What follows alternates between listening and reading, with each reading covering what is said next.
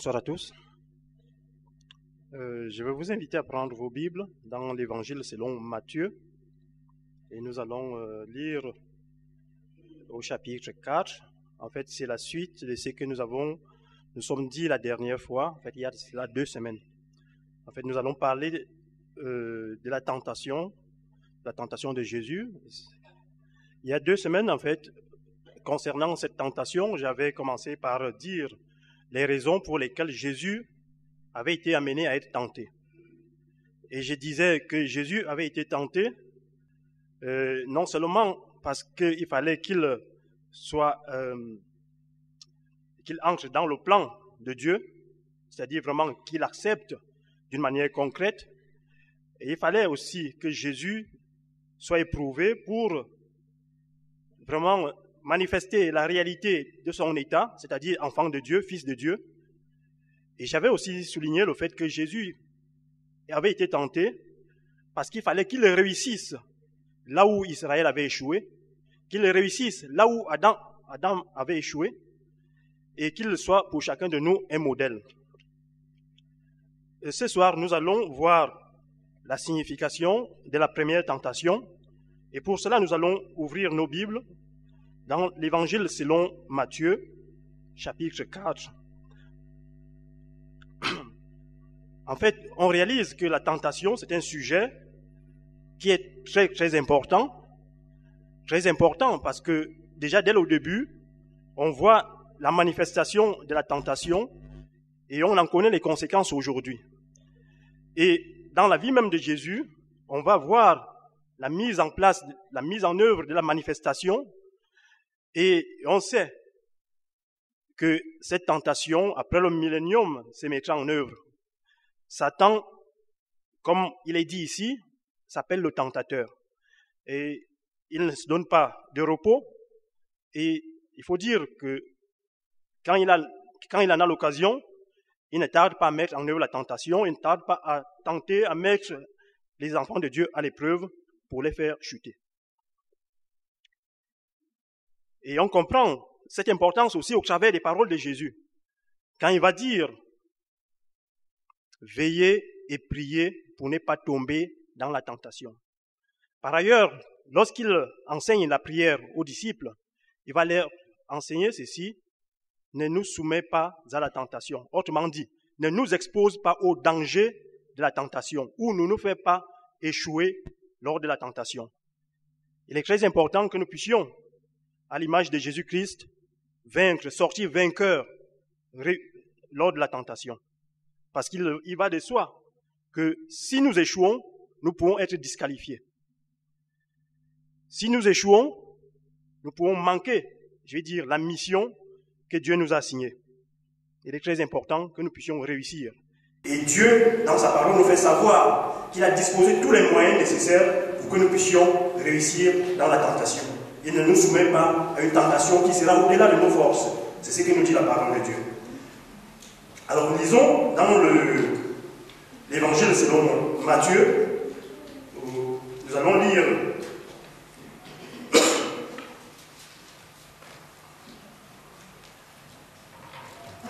voici ce qui est écrit. Alors, Jésus fut amené par l'Esprit dans le désert pour être tenté par le diable. Il jeûna 40 jours et 40 nuits, puis il eut faim. Le tentateur s'approcha et lui dit, « Si tu es le Fils de Dieu, ordonne que ces pierres deviennent des pains. » Ordonne que ces pierres deviennent des pains. Voilà le sujet que nous allons aborder. En fait, je rends grâce à Dieu parce que je n'aurais pas pu être là, mais Dieu m'a fait grâce d'être là. J'aurais pu rester à la maison parce que d'une manière subite, je me suis retrouvé souffrant. Mais au fur et à mesure que les heures passaient, j'ai vu ma situation s'améliorer. Dieu est plein de grâce.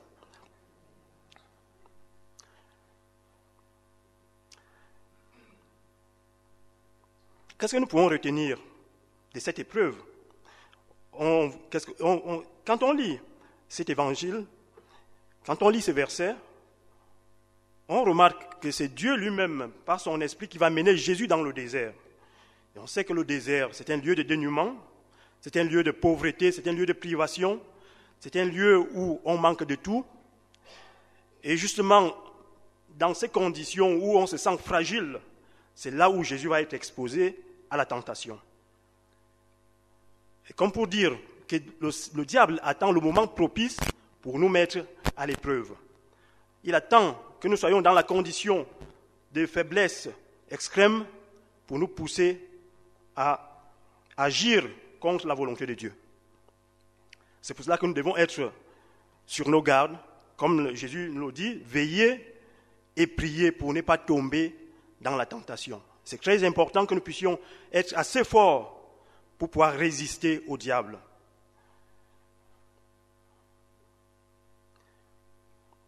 La Bible dit qu'il rôde comme un lion rugissant. Raison de plus pour que nous puissions vraiment manifester de la vigilance, une vigilance extrême. Parce que nous pouvons aussi perdre notre vie. N'oublions pas que les desseins du diable, c'est des desseins criminels. Il est meurtrier dès le commencement et ce qu'il veut, c'est nous couper de la racine. On sait qu'un arbre coupé de sa racine est voué à la mort.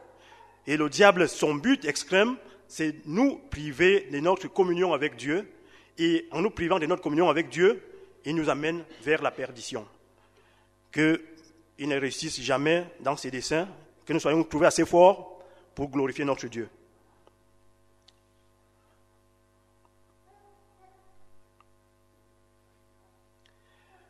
Le diable, en l'occurrence ici, le tentateur, comme on le nomme, il amène Jésus déjà à douter de la bonté de Dieu. Si tu es le Fils de Dieu, et on retrouve la même question, plus ou moins en d'autres, traduit autrement, au jardin d'Éden, il va dire, est-ce que Dieu a véritablement dit? Le diable, son but, c'est de susciter le doute. Nous amener à douter de la bonté de Dieu, à douter de l'amour de Dieu, à douter de la véracité de sa parole, à douter de sa fidélité. Que nous puissions, à l'image de Jésus-Christ, marcher comme Dieu veut.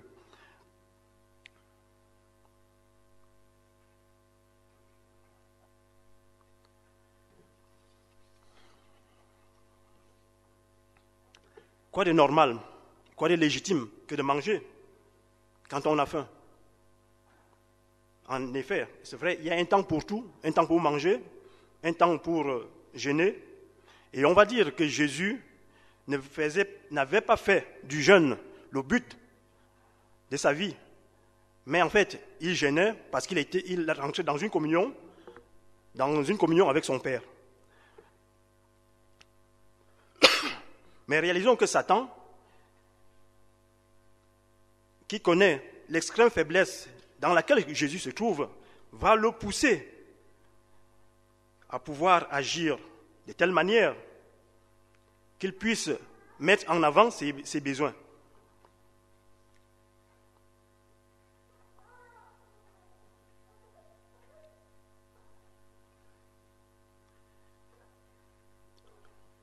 Quelques mots qu'on aurait pu entendre du diable. Il pourra dire à Jésus, la voix que tu as entendue, à savoir, la voix qui a été proclamée, qui a été entendue au sujet de Jésus, tu es mon fils bien-aimé, en qui j'ai mis toute mon affection. En fait, entendre le diable, on pourrait supposer qu'il voulait dire à Jésus, ce que tu as entendu, ce n'est qu'une illusion. Et si véritablement tu es fils de Dieu, prouve-le. Et au travers de ces miracles que tu vas faire, tu vas t'assurer et tu vas justement authentifier le fait que tu es le Fils de Dieu. On sait que le Fils a la nature, le Fils a le pouvoir, le Fils a l'autorité de son Père. Par conséquent, s'il est véritablement Fils de Dieu, il peut commander aux pierres de devenir du pain. Ça, c'est le mal auquel Jésus va être exposé. Cela se traduit par un manque de confiance, un manque de foi dans la proclamation de Dieu.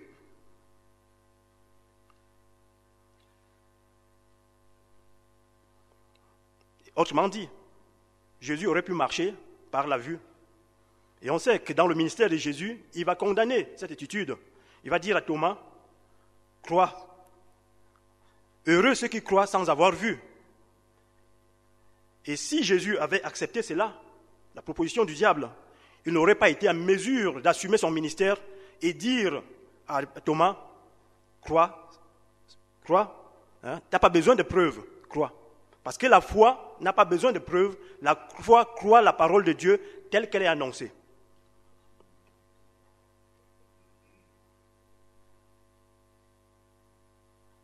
Satan, en faisant douter Jésus au sujet de sa mission, en fait, il avait un but, celui de conduire Jésus à agir de sa propre autorité, c'est-à-dire un être indépendant.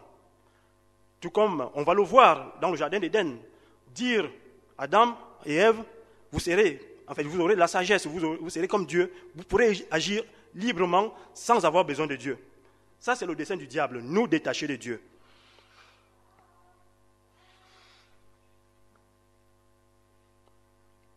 Donc pour lui, il fallait que Jésus puisse se détacher de Dieu au lieu d'obéir, de rester dans la soumission à Dieu.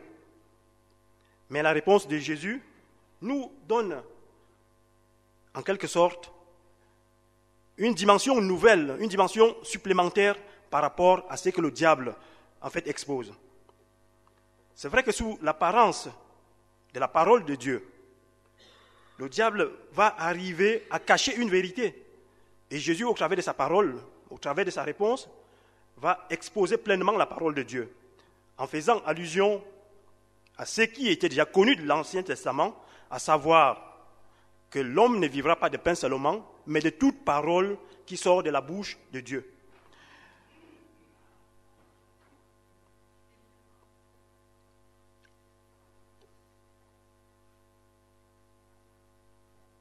Il faut dire ici que le diable, c'est le roi du camouflage.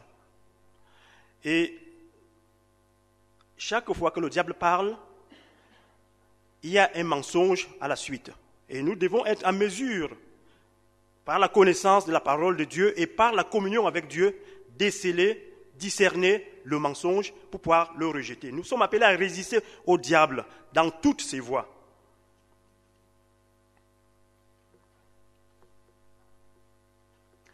Je disais tout à l'heure, cette proposition diabolique consistait à ne voir qu'un aspect des deux réalités, des deux besoins.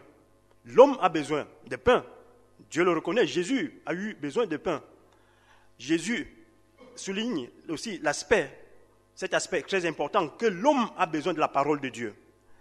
Et ici, il faut réaliser que si Jésus avait donné du crédit à la proposition diabolique, il aurait pu mettre Dieu à la seconde place. Et pourtant, Jésus, de sa propre bouche, va dire « Cherchez premièrement le royaume de Dieu et sa justice, et toutes choses vous seront données par-dessus tout. » La priorité doit être donnée à Dieu et à sa parole.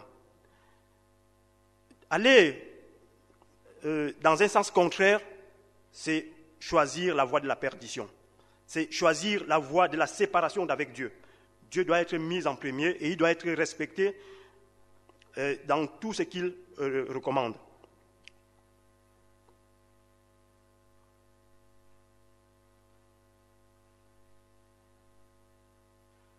C'est vrai, Jésus aurait pu se dire, à quoi ça me sert ma qualité? À quoi ça me sert mes privilèges? À quoi ça me sert ma puissance? À quoi ça me sert? Je vais bien les utiliser pour me nourrir, c'est quoi de normal que de satisfaire ma faim.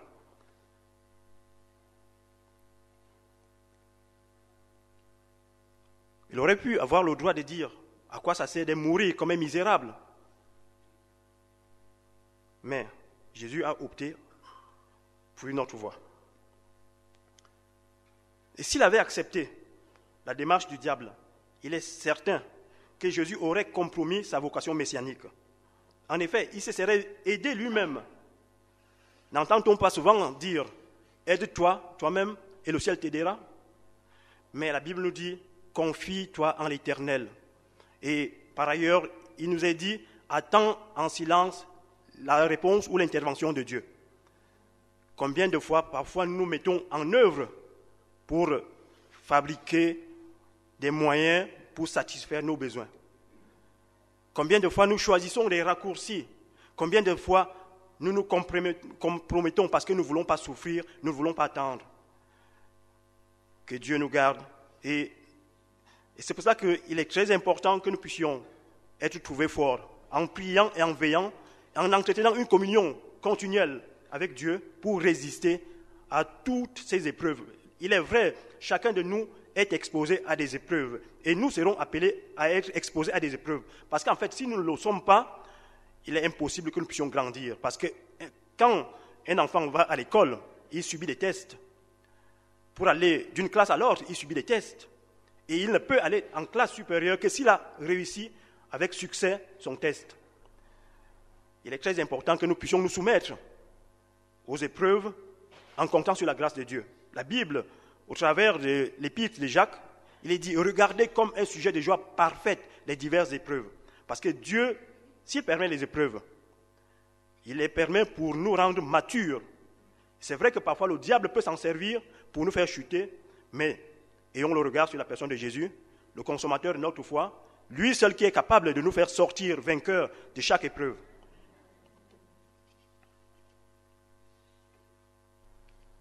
Il est vrai, comme je disais, si Jésus avait répondu par l'affirmative à la proposition du diable, c'est vrai qu'il serait servi de la puissance de Dieu pour satisfaire ses propres besoins. Il allait le faire, non seulement pour cette fois-ci, mais il était appelé à le faire à d'autres occasions. Vous voyez le danger? Quand on commence, parfois, il n'y a pas de limite, on ne sait pas où est-ce qu'on va s'arrêter.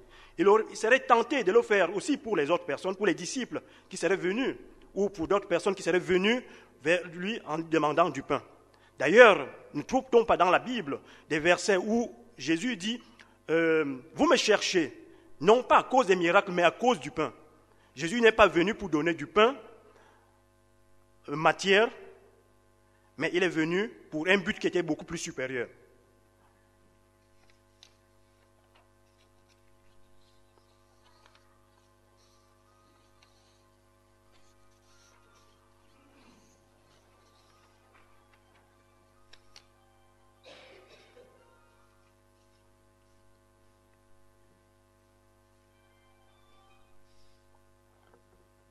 En fait, il serait autorisé de refaire, comme je disais, à d'autres occasions, ce type de miracle. Et on voit aussi qu'à un moment donné, Jésus parlant à la Samaritaine, qui va lui dire, mais comment pourras-tu puiser de cette eau?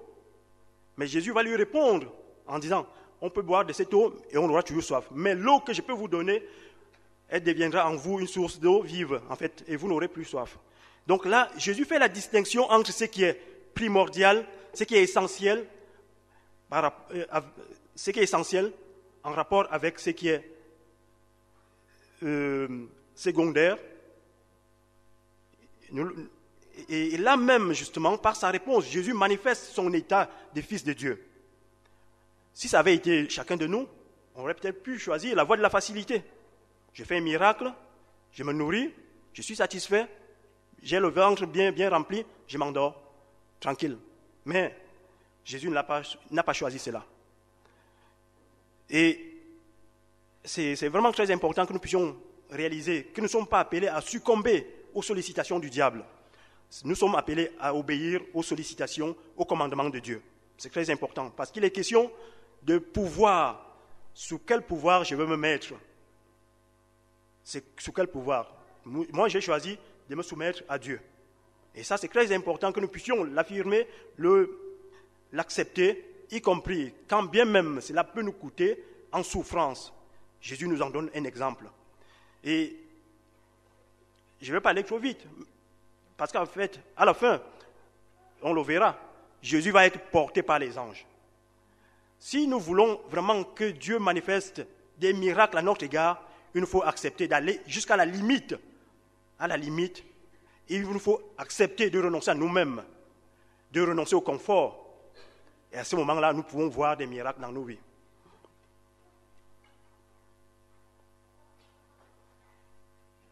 Jésus, par sa réponse, n'a pas voulu être le promoteur de la campagne contre la faim. Ça, c'est tout à fait évident parce que au travers de la Samaritaine, au travers des uns et des autres, c'est vrai, Jésus a pu nourrir des foules, mais c'était dans un but. Il avait compassion d'eux et en fait, ils étaient écartés. Mais en fait, ils avaient reçu toute la journée la pensée de Dieu, la parole de Dieu. Et Jésus, dans sa compassion, ne pouvait pas les laisser partir. Mais en fait, Jésus n'est pas venu pour promouvoir, je vais dire, une sorte de politique humanitaire consistant à assouvir les besoins physiques des gens. C'est vrai, le salut intègre toute la dimension de l'être humain, notre esprit, notre âme et notre corps. C'est pour cela que Jésus, sa parole nous fait savoir que par ses mécrissures, nous avons été guéris. Pas que nous sommes guéris, nous avons été guéris. C'est dans le passé. Donc, que Dieu nous aide à le réaliser. Ce qui prime, c'est l'état de mon âme. Alors, si Jésus avait accédé au diable, il aurait été vraiment difficile pour lui de manifester la véritable compassion qui consiste, je vais dire, à tirer les brebis égarées vers la maison du Père. C'est vrai que le peuple d'Israël vivait en ce moment dans un état d'attente. Il voulait quelqu'un qui puisse s'occuper d'eux, sur le plan politique, les sortir de l'état de dépendance, de l'état de domination, quelqu'un qui puisse pourvoir à leurs besoins physiques. Et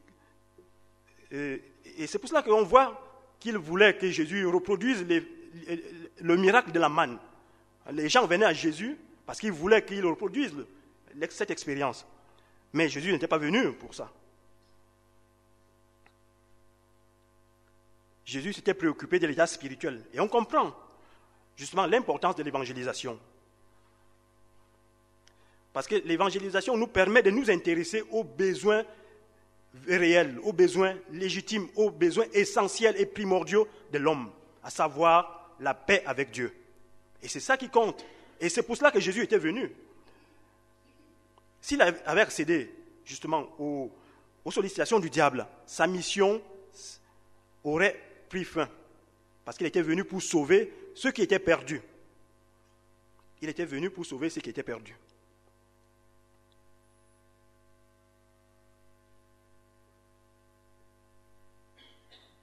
Jésus ne se contente pas de s'occuper des apparences, de chasser toute la misère humaine. Au lieu de s'attaquer à la vraie cause, la cause de la mort, la Bible nous dit, l'aiguillon de la mort, c'est le péché. Et c'est contre ce péché que Jésus est venu s'attaquer. Et justement, sa réponse met en évidence qu'il a bien compris et qu'il est déterminé à assumer sa fonction, quand bien même cela peut lui coûter. Jésus est venu non pour supprimer la souffrance humaine, mais pour donner à l'homme la force de la surmonter. La force de la surmonter.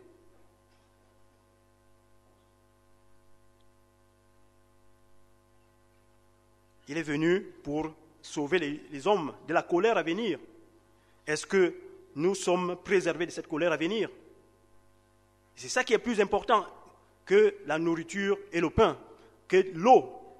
Est-ce que j'ai déjà réglé dans ma vie cette question, à savoir être préservé de la colère à venir? Si Jésus avait accédé aux sollicitations du diable, il est évident qu'il aurait compromis les conditions de sa vie terrestre. Qu'est-ce que je veux dire? C'est que Jésus a pris un corps d'homme. Il s'est incarné, il s'est abaissé pour sauver l'homme. S'il avait repris en main les privilèges, à savoir accomplir le miracle pour se nourrir, il n'aurait pas été en mesure, justement, d'accomplir sa mission. Parce qu'il fallait qu'il l'assume dans son état d'homme semblable à nous. La Bible nous dit qu'il a été rendu semblable à nous. Il a été tenté en toutes choses, comme chacun de nous.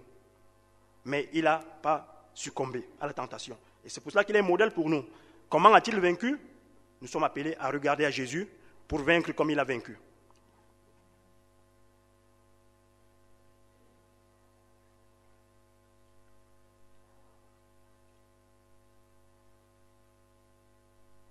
Jésus aurait pu se soustraire par des miracles aux conditions qui s'imposent à tous les hommes. Mais là, il a refusé. Je vais assumer ma condition d'homme jusqu'au bout. La Bible nous dit qu'à un certain moment, Jésus était fatigué, comme chacun de nous. Il a assumé pleinement sa condition d'homme.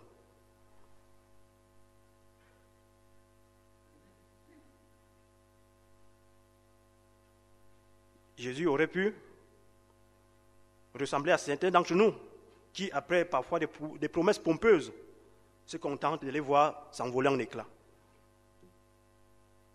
Regardons à Jésus. Jésus a dit non à la proposition du diable. Il a dit non au raccourci, non à la facilité, non au compromis. Jésus n'a pas voulu fuir les détresses humaines. Il n'a pas voulu fuir le rejet, mais il s'est confié en son Père. La parole que Jésus oppose à Satan prouve que tout en étant fils de Dieu, Jésus est résolu à maintenir intactes les conditions de son existence. En effet, c'est toute la nature du règne de Christ, de Dieu, qui est en question. Ce non signifie l'acceptation de la croix. Seule la croix, comme une voie resserrée, comme un chemin étroit, seule la croix nous garantit le salut. Jésus refuse tous les privilèges divins, toutes les ressources surnaturelles pour un usage personnel. L'amour de la facilité, je disais la dernière fois, c'est véritablement l'antichambre de la perdition. Puissions-nous regarder à Jésus-Christ, vraiment pour marcher comme il a marché, acceptant la souffrance quand elle est nécessaire pour nous permettre de répondre oui à Dieu.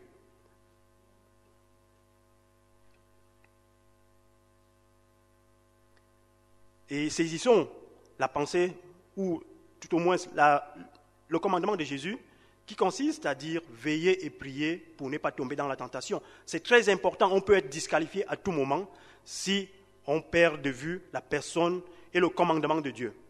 Que Dieu nous aide à persévérer dans une communion profonde avec lui, parce qu'il est vrai, de la vie qui, en lui, il veut nous nourrir.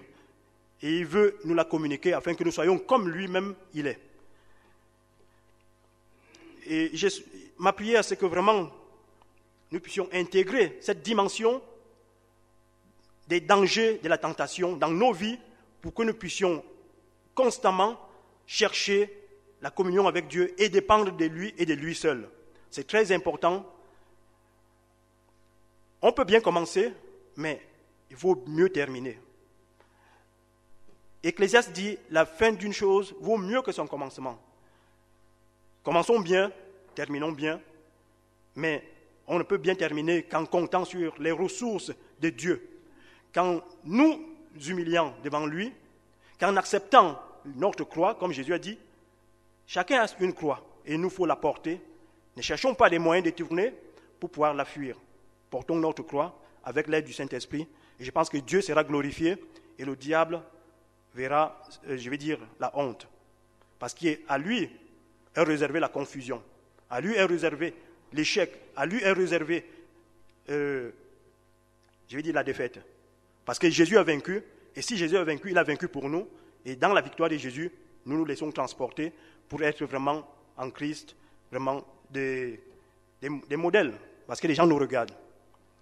Au travers de la tentation, est-ce que je vais glorifier Dieu? Est-ce que vraiment, je réalise qu'il y a des enjeux très importants. Que le Saint-Esprit nous éclaire et qu'il nous donne vraiment de comprendre.